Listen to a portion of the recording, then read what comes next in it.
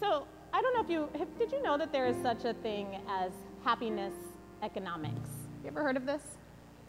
Well, in it, researchers, you've heard of this? Oh, yes, good. Well, you're a pastor too. It's a good thing for pastors to know about this. But in it, what researchers do is that they measure the relative happiness of a culture or a society. And in fact, Gallup, the Gallup group, researches and actually publishes a poll every single year that tells us about the happiness quotient in every country that they measure it in. And they publish it worldwide. So it includes something that's called the Cantril ladder. And what the Cantril ladder basically asks people is to rank whether or not they're living their best possible lives. And that has a lot of factors. What would you think are factors? Yeah, like your relative health, your access to the ability to maintain a healthy lifestyle and to receive the care you need when illness arises, which it does for everyone.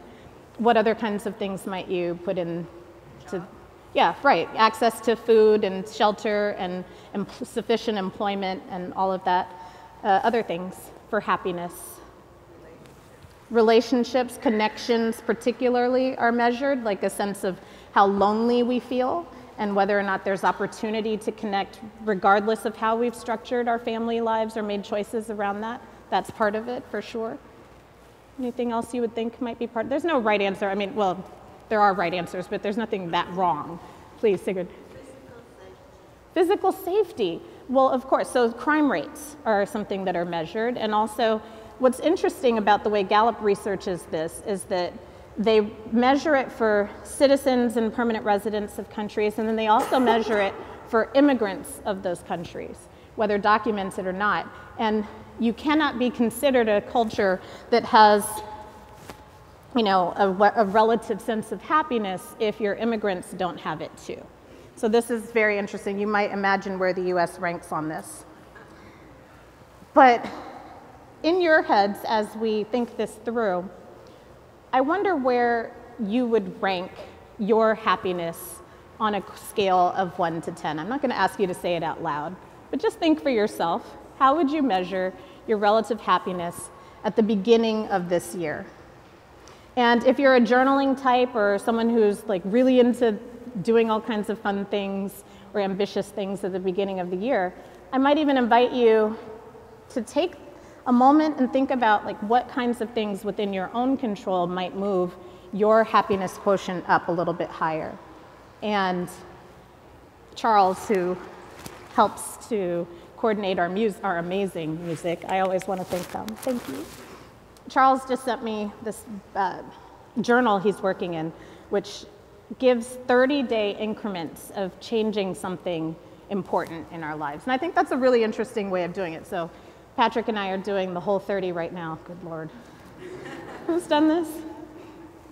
It's hard. I mean, there's no sugar, no alcohol, no grains, no dairy, no complex carbs.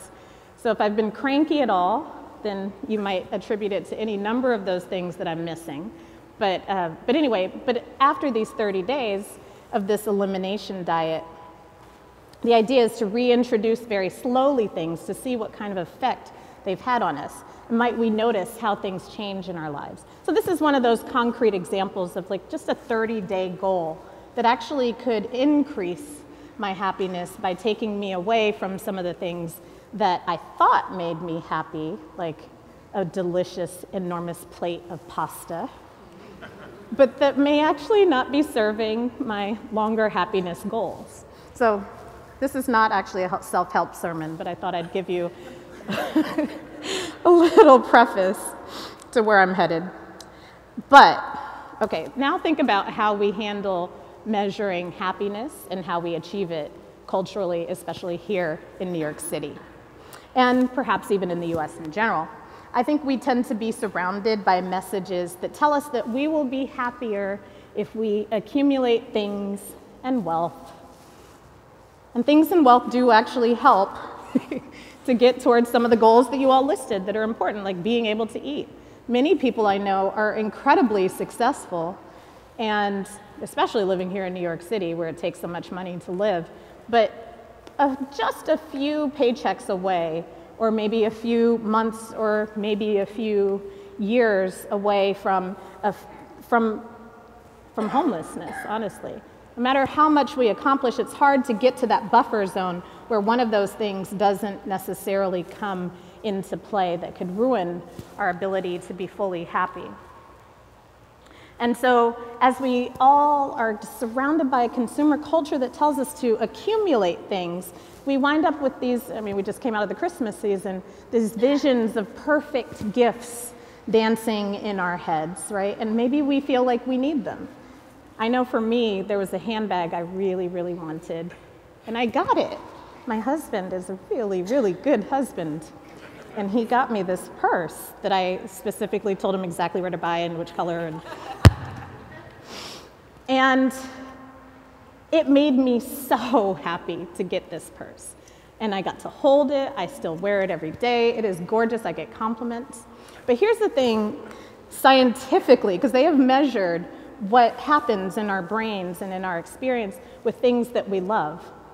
We get them, and for the first day, it is just like nirvana. And then the next day, you might still be there, and you stay there for some period of time, which is probably not going to last more than 5 days. And then what happens is that scientifically, we adapt to that gift, and it loses its luster. It just becomes something normal in our lives. And then we start to think about the next big gift we might want. I know that this happens every day with our child, who has to have this latest toy. It just has to have it. Please, Mama. She doesn't even bother with me. Please, Daddy. Daddy, please. And then she gets it. And then for her, that cycle is much shorter. It's probably more like an hour. But we know, anyone who has young kids around has experienced this. So we get it, and then we adapt, and then we want the next hit. And that surge of dopamine hits us for just a moment and sends us chemically seeking more and more and more. And I think this is really, really interesting to reflect on the day in which we observe El Día de los Tres Reyes Magos, the day of the three magi who came to visit Jesus just after his birth. It's a huge deal in Latin America and a huge deal to many of our friends in the church. This is indeed the last day of Christmas, and tomorrow, the Epiphany, marks this important day. How many of you grew up really making a big celebration out of Three Kings? Kind of, yeah. So in it, we understand that these magi, who, by the way, we were never told, and the Bible does not say are men, so who knows what they were? They were magi. But anyway, the three magi came to visit Jesus with each bearing a gift. And do you all remember what those gifts are? Not any religious scholars. Frankincense, myrrh, and gold, right. The names that you have, maybe some of you learned names, I don't know about those, but the gold and the frankincense and the myrrh are biblically recorded. And what I want to talk about here is a bit of a pivot in terms of spiritual desires, because the gifts that they wind up bringing, I would assert, are not gifts that we adapt to. And let me do a quick little object lesson. Where did I put them? Oh, here they are. My mother-in-law sent me this wonderful gift for Christmas. For a preacher, the best gifts really are, this is the enduring gift, something you can use for an object lesson. So in it are, frankincense, and I'm going to pass these around so y'all can smell it.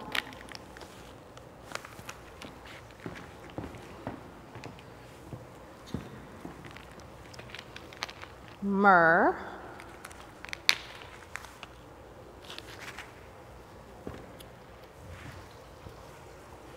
I was very excited to see how she was sending the gold. These are little gold flakes. I'll start this way. But we all know what gold looks like. So if you were to choose out of these three gifts, assuming that the gold was actually I mean, we believe that these were big heaps of each one of these. Which one would you choose as your gift if you had to pick one? Gold. I know that's what I would pick. Anyone else? Anyone choose the frankincense over the gold? Well, if you study the relative value of these gifts at the time, they all were pretty much equal, and in fact, there might be more currency for frankincense and myrrh than there would be for gold, because most people weren't really trading in gold. But frankincense and myrrh you would see. But I want to deal with each of these three gifts very briefly, because you have to remember the context that the Magi's visit came in. Remember that Herod knew that they were there. And in fact, Herod wanted to use them and to conscript them as spies. I should have never given away these darn gifts in the middle of my sermon. I'm going to do it afterwards next time. Anyway, so remember that Herod was hot on the heels of this family, really concerned about what was to come because he felt a sense of threat. And so he tried to conscript these Magi to become his spies and to let them know how to reach Jesus and his family and to stop whatever it might be that's coming. The Magi were smart and wound up avoiding him, as you recall, and they brought these gifts. But situate these gifts in the broader story, because do you remember what happens next? They warn the family that they are going to have to leave, that they can't stay in Bethlehem. In fact, they wouldn't even be able to stay in any of the Holy Land. And where would they go? They would flee as refugees to Egypt. They would flee as refugees to Egypt. Remember, this is a poor family. They couldn't even manage to have a birth inside someone's home. They were downstairs in the barn. They wouldn't have the resources to flee to Egypt. But with this gold and this frankincense and the myrrh, the Magi were subsidizing their refugee status to a foreign land that would welcome them. And here we see that in each of those gifts, there was nothing to which this holy family could adapt, but each one fed a different need. That gold had long-term currency for the harder parts of their crossing. The frankincense they could burn as a reminder of the God that they were protected by, are protected by, and could call on in their deepest moments. And the myrrh, what you need to know about myrrh is that it gets ground up and used for the oil that would be used to anoint kings. And it's the same oil that Nicodemus would bring with him when he buried Jesus to anoint that body.